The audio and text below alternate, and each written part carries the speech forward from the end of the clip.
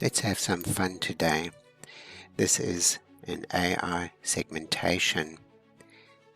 Often when you have segmentations, they're not in the correct position in Blender and we can't move them really into a different position because we may be implant planning. Alright, hypothetically I'm going to take the skull and put in a different location. From here we're going to go to the Articulator module.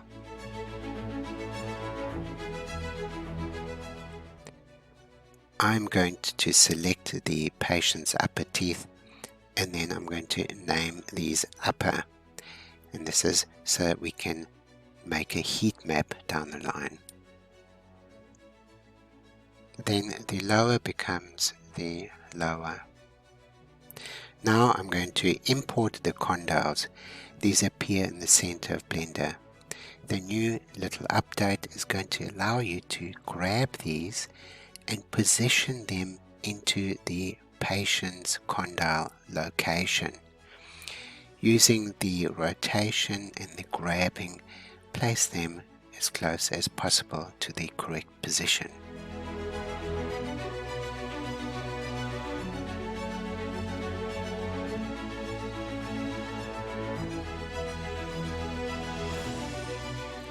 I'm going to be using the arrow keys to bring these condyles a little bit closer to each other.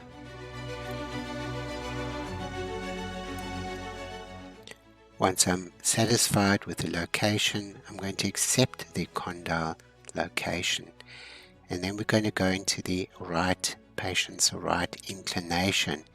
There we can change the angles of how the condyle is going to move down the slope of the eminence. Next we're going to copy that to the actual condyle over there. So this is looking really good. I'm going to go to the patient's left hand side and do the same thing.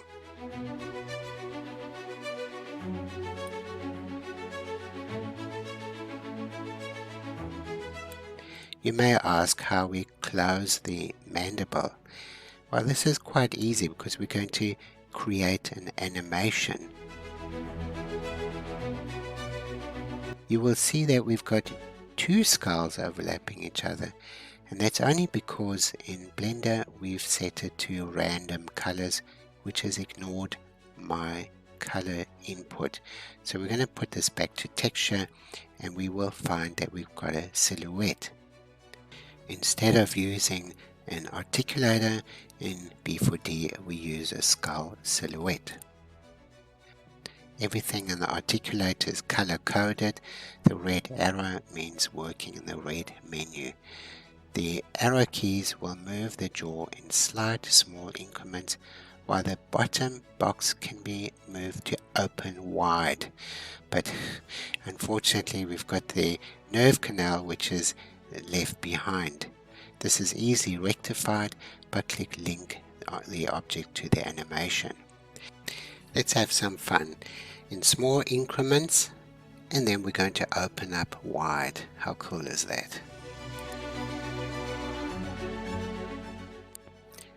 How do we know when the teeth are into occlusion? How can we tell? Because meshes will intersect one another.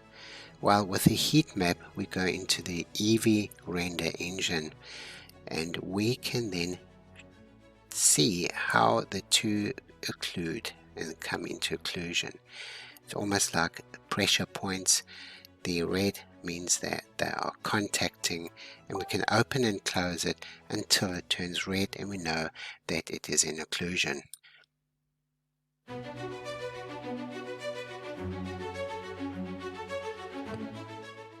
Set new location for the lower ensures that this becomes fixed. The mandible is closed and the animation has been deleted. Here we're going to do a round number 2 for an animation. This time I'm not going to open the bite and I'm going to apply the keyframe. Then we're going to do the protrusive movement. you'll see there's an arrow that has come up which we can move up or down, or we can edit this and with micro movements set the jaw forward. You'll notice that it will move according to the condyles, and we can close it so that we can do an edge-to-edge relationship and apply the keyframe. Following that, I'm going to do the excursive right movements for the patient. Okay, we can again edit this. Everything is color coded, so green means the green menu. With the arrows we can key in to visualize how this looks, and we're going to apply that.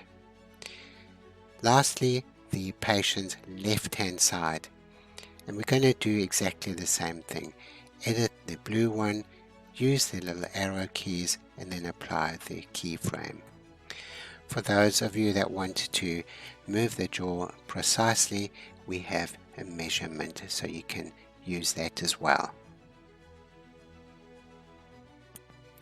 How would this look like in the animation? Head down to the navigation folder, click on the animation you would like to see, and then play the animation. This opens up huge possibilities for us to manipulate a dicom scan in case you want to do something with it, but it's super fun. Let me know how you think about it. Please like and share our posts, and thank you for watching. Okay, bye.